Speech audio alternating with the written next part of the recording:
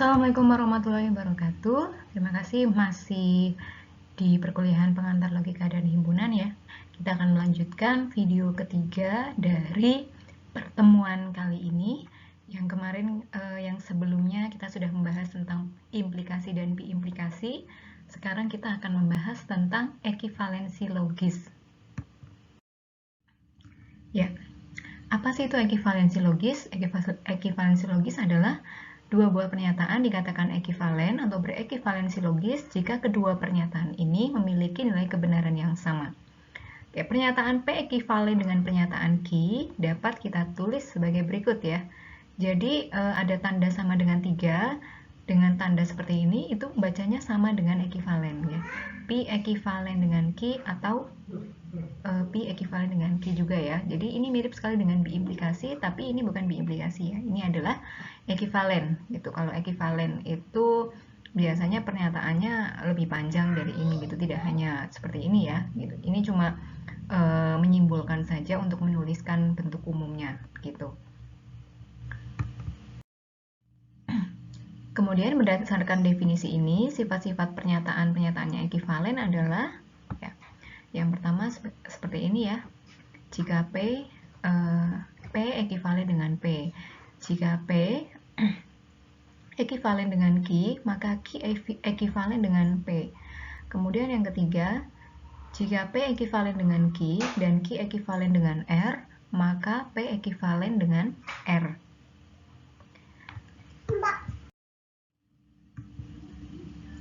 Ya, kemudian di sini ada beberapa bentuk yang harus dibuktikan ya kebenarannya. Buktikan bahwa dua buah komposisi majemuk berikut ekivalen. Ya, yang pertama negasi dari konjungsi. Ya, negasi dari konjungsi adalah negasi P dan Q ekivalen dengan negasi P atau negasi Q. Ya, ini sebenarnya sama saja membuktikan hukum De Morgan. Ya, negasi dari disjungsi. Ya, negasi P atau Q ekivalen dengan negasi P dan negasi Q. Ya, ini juga masih membuktikan hukum De Morgan.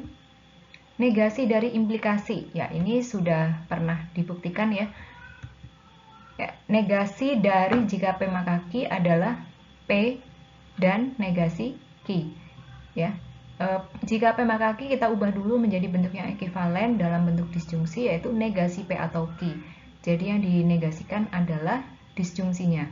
Ya, jadi negasi dari kalau kita ingat lagi ya, ini kita ubah dulu menjadi negasi dari negasi P atau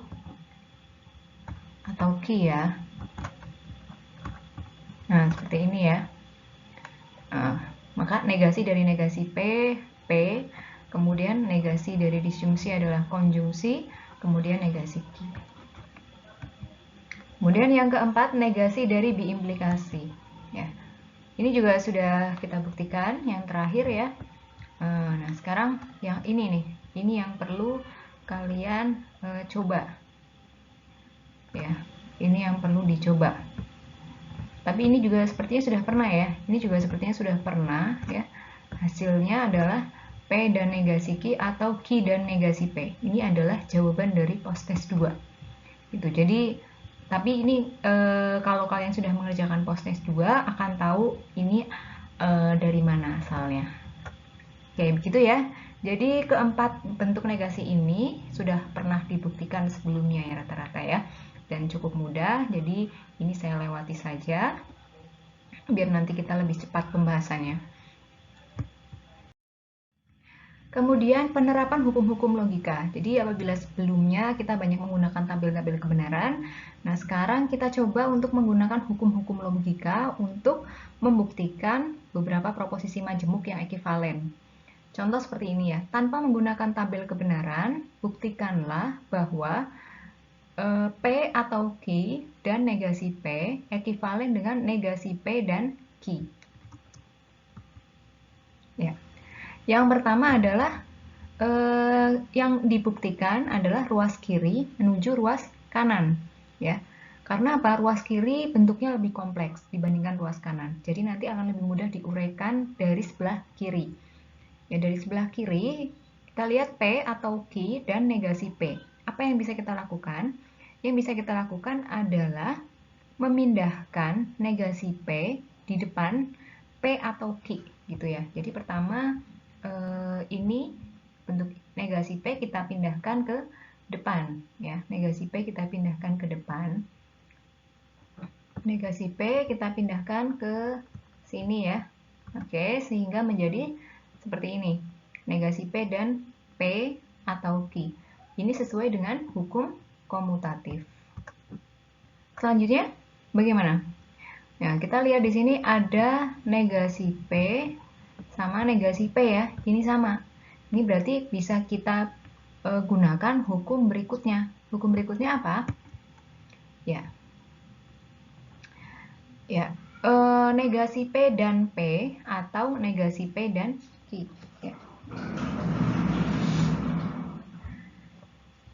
Kita lihat ini berarti menggunakan hukum distributif ya. Hukum distributif kita jabarkan dulu. Negasi P dan P atau negasi P dan Q. Menggunakan hukum distributif. Ya, kemudian berdasarkan hukum negasi, negasi P dan P itu selalu bernilai false. Gitu ya. Kita bisa melihat tabel kebenaran pada konjungsi. Jadi apabila ada dua pernyataan yang berlawanan pada tabel konjungsi, maka nilainya adalah false. Ya, ini berdasarkan hukum negasi. Ya, sehingga kita peroleh F atau negasi P dan Q. Selanjutnya, berdasarkan hukum identitas ya, maka apabila pernyataan pertama bernilai false ya, kemudian didisjungsikan dengan pernyataan apapun, maka hasilnya adalah pernyataan yang kedua ya. F atau negasi P dan Q, hasilnya adalah negasi P dan Q berdasarkan hukum identitas. Ya, sebenarnya ini juga cukup mudah kalau kita bisa menggunakan hukum-hukum logika yang ada. Oke, selanjutnya biar nanti lebih terlatih untuk membuktikan, silahkan latihan soal ini dikerjakan. Ya, latihan soal ini dikerjakan yang pertama menggunakan tabel kebenaran, yang kedua tanpa tabel kebenaran. Ya. Oke, terima kasih untuk video kali ini membahas tentang ekivalensi logis. Latihan soalnya silahkan dikerjakan. Ini berarti sama dengan post test ketiga. Untuk teknis pengumpulannya dan pengerjaannya akan disampaikan di informasi selanjutnya. Terima kasih. Wassalamualaikum warahmatullahi wabarakatuh.